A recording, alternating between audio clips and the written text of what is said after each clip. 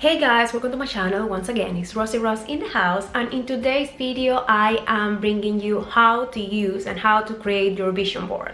In this video we are going to talk mostly about what the vision board method is and how it works. So in this 2021 you can do a clear visualization of yourself and what you want to achieve. Before I start, I want to clarify that I saw this vision board thing on the Oprah Winfrey magazine, and then I saw Reese Witherspoon talking about it, and then I saw other people that I follow, people that inspires me for my goals, talking about the vision board method, and I have been applying it the last 2 years. It has worked nicely for me. Most of the things that I place in there, I have achieved them. Other of them I haven't, but it also depends on how hard you work on it, how much effort you put on it, and how you keep tracking your goals. So I hope you guys like it. I hope you guys apply it and using it, and you can have a better 2021. So let's start. The vision board method is based on 3 things. The first one is visualization, which is based on a visual representation of what you want. It can be having a picture of a dog, it can be having a picture of a house, it can be having a picture of a car, whatever you want.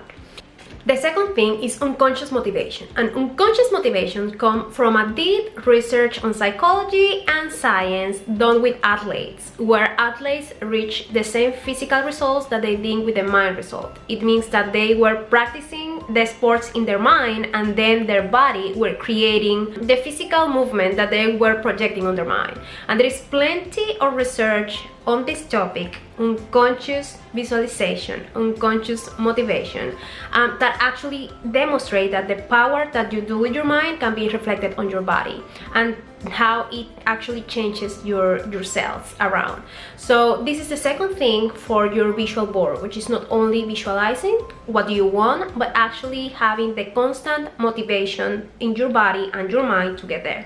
The third thing is holding yourself accountable. There will be a lot of things that you can achieve. There will also be a couple of things that are more challenging, but the thing is that in the way that you revisit your vision board, you can take out some stuff, put new stuff, and keep moving and pushing there.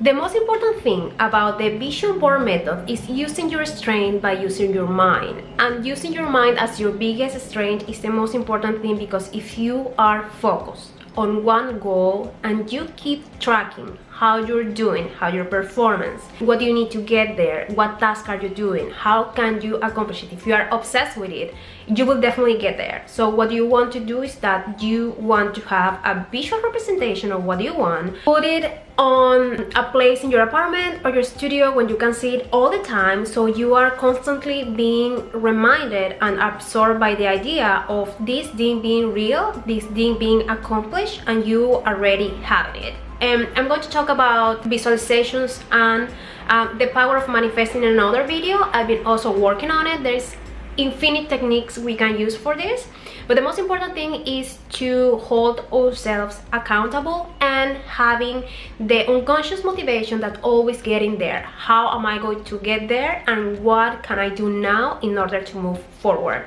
This is the most important and powerful thing, and that's why we use the visualization method. So now that you guys understand the power of the vision board method, I'm going to tell you the 3 things that you need in order to make it. So the first thing is actually create your vision board. The second thing is to revisit it, and the third thing is to redo. So first step, create. Second step, revisit. Third step, redo. And let's go deeper on this now. The first step is create. You can create a digital board or you can create a physical board. I particularly use both. I have a calendar board and I write there and I read it every day of a month. So monthly I am achieving my yearly goals. I also have another one on my computer and I revisit every weekend, so I know I am moving there. So the thing about the physical one, the method is the most common method actually to do the vision board. And in this one you can use stickers, you can use pictures. The most common is the magazine pictures. You just cut it out and you just put it there nicely. You also use motivation notes, so you don't feel down or you don't feel tired about all the effort that you're doing. So just try to make something nice, but also try to make something that is clear. having clarity is really important. So you are not going to put a mood board. A mood board is different. You make a mood board in order to create an inspiration to improve your kitchen or to decorate a room of your apartment, but it's different than doing a vision board. The vision board is made with clarity. So the first step is to have your goals settled. It's not like I'm going to put an outfit. No, you are going to put a house, you are going to put a car, you are going to put a number, how many kids you want to have, or how much money you want to have in your bank account in a certain period of time. So the most important thing to start creating and putting together your ideas is to have a clear idea of what you want, and it needs to be to the point. So I want to have a house that looks like this house, I want to have a car that is this car. So you need to have that visualization clear in order to put there the right goal. There is a secret factor important not only for the vision board but also for the goal setting methods that I've been talking on my previous videos, and I think the emotional factor is really important, and also is based on the law of attraction. I don't know if you guys believe in that. I don't know if you guys don't believe in that. If you haven't read about it, start reading about it, because emotion is actually what creates your reality. If you are sad all the time, you are going to have a sad life, and that sounds funny, but it's also true. If you have positive thoughts, you are going to have a positive life. So the emotional component you put when you are creating not only a goal, but also your vision board is going to give a total different meaning to what you're doing at the end of the day. So the emotional component is super important. My biggest advice for the emotional factor on the visualization method, on your visual board method, is to be sure that you will get there. Okay, and reply questions to yourself. How long it's gonna take you? When you want to be there? 6 months, 1 year? It's a long-term goal, it's a short-term goal. What do you want? You want a house? How do you want it? You want a car? What car do you want? Do you want to live in another country? Which country you want to live there? How do you want to live there? How much money are you earning at that moment? And then feel that you are already there. And every time that you are, if you imprint this emotion while you are building the board, every time that you see the board, you are going to get that feeling back, and that emotional sparkle, that is what causes the constant motivation to keep doing it. So this is my little secret when I create actually my personal boards, and I hope it actually works for you. The second tip for your vision board is revisit. And revisit is always a challenging task, because revisiting many times in our lives require from us that we accept or not accept how things are evolving. For example, if you decide to have a kid, having a kid will give you more responsibility. So would you take that responsibility or not? If you decided to start going to the gym might mean that you might need to reduce some time going out with your friends and having fun with your friends, because you need to place that new habit for the new person that you want to be on that place. So are you facing it, or are you taking it, or you're not? So many times in our life it happens that when we want to get there, we don't understand the implications of being there, and we can accept or not these implications. So the most important thing about revisiting, not only for the board but also in our lives and in our goals, is to, when we revisit, we need to move things around, we need to take out things, we need to add things, and this is a perfect moment to evaluate how are we evolving. Am I transforming myself into someone that I'm proud of being, or am I transforming myself into someone that I don't want to be? And both things are fine. You can be halfway and decide that you don't want that anymore, or you can be halfway and you can say, yes, I will definitely get there. So the most important thing of revisiting is to make your life as accurate as yourself as it can be, and make sure that your goals are actually taking you to that place. So revisiting is super important to make sure that you are driving yourself in the right direction. The third tip and the last one is redo. And I have a particular cute story with redo, because as I told you in my previous videos, I was the kind of person that I didn't finish my goals.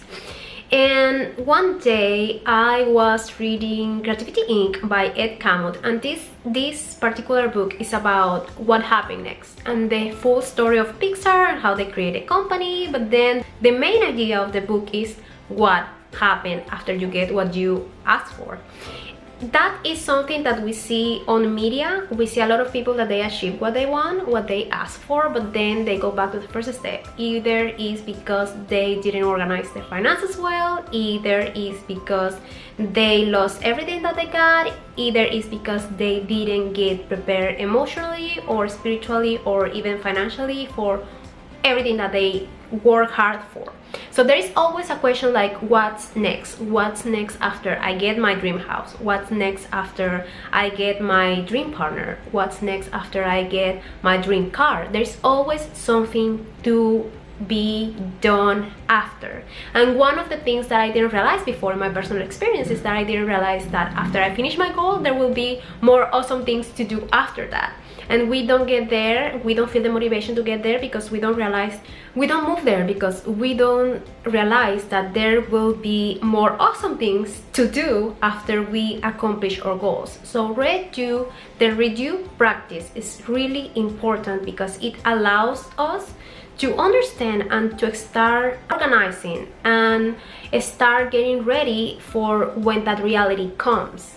And many times when we are working around new reality, evolving, being a new person, having new goals, getting healthier, we always can pick. You can pick being that person, getting that reality, or you can pick not being that person and not being that reality. But a new reality and a new lifestyle and a new goal always requires something from us, because life is like that. You give, you get, and the same way you get, you need to give something.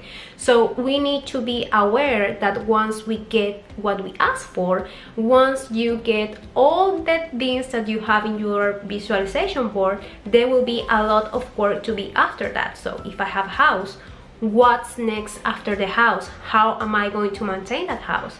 If I get a dream relationship, what's the time that I need to put in this relationship in order to make it move forward? So there is always something to do after, and the redo practice is about what I'm going to do after I get it. In the way that you revisit your vision board, you add things, you take out things, and you keep doing the redo practice, which means I already accomplished this, what I'm going to do next. I already accomplished this, what I'm going to do next. And then you keep moving forward around all the goals that you are achieving. My key trick for redo is allow yourself to change. And this is not an easy one because we come from the cultural belief that we can't change, and that's why we don't evolve into a better self.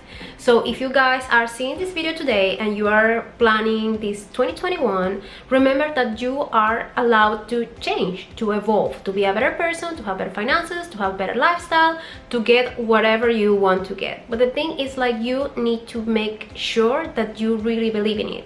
We come from a strong cultural belief that people don't change, and we don't push ourselves to be better, we don't push ourselves to get there because we believe that we can't, and actually we can do it. We can allow ourselves to have different lifestyles, to have different habits, to have different streams of income, to have a better relationship in our family or love relationship. So we can allow ourselves to be a different person, and that's good, and that's what we should be doing. So if you guys are seeing this video, I hope these tips work for you for your visualizations in 2021. There is a full blog about how to do this, tip by tip, and the tools that you need to do your visualization board is all on the box down below.